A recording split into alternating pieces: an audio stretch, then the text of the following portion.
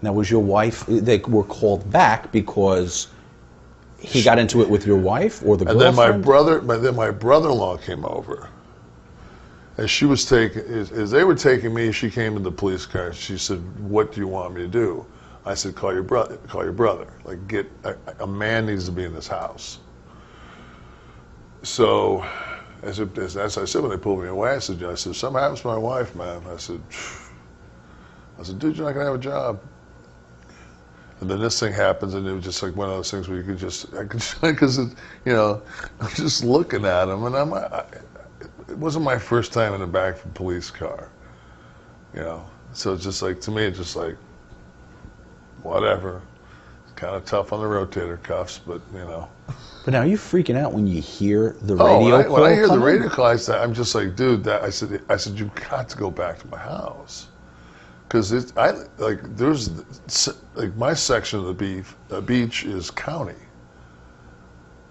So like they've got to come, like it's a sheriff that has to come to my house. They'll send, shores cops or whatever. They'll send different police units there, but they've already been and left, and it's Christmas Eve, and now it's like the response is It'll take long, yeah. So. I get in, and I get treated very well once I got to the detention center. The guys were cool, and I just told them, I said, they were like, well, I said, no, just put me in general. I'm fine. I've been in jail. I said, just don't put my kid in general when he comes in, because I knew they told me they got him. And was your wife struck? No, Oh. No, he wouldn't put his hands on a woman. So I knew they got him because when I was being processed, they said they had arrested him and he was on his way.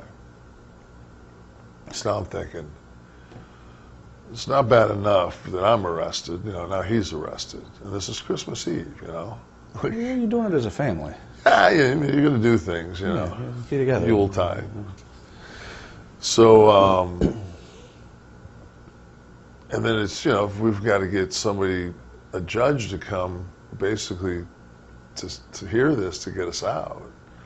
So my attorney, who was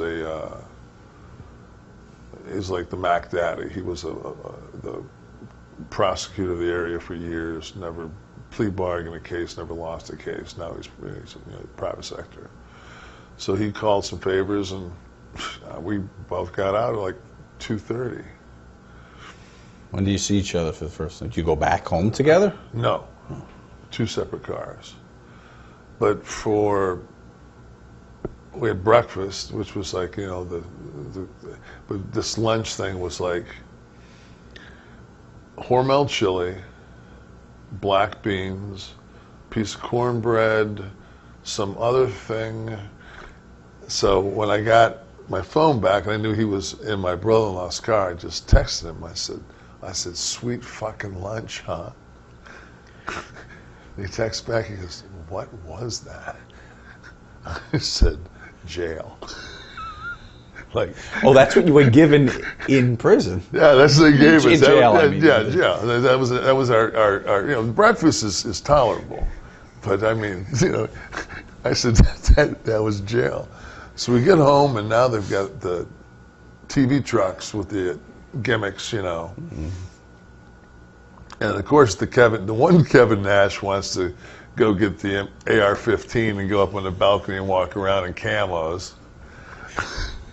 Just so they get some. If I'm going to run with this, I've already lost my spot with the WWE.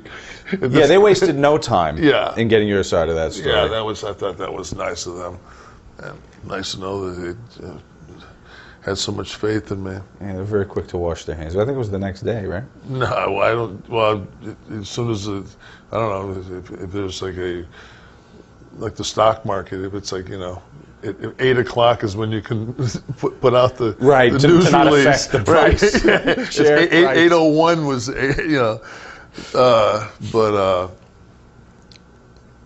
and I mean at the same time I see their position. It's like I'm not stupid to that.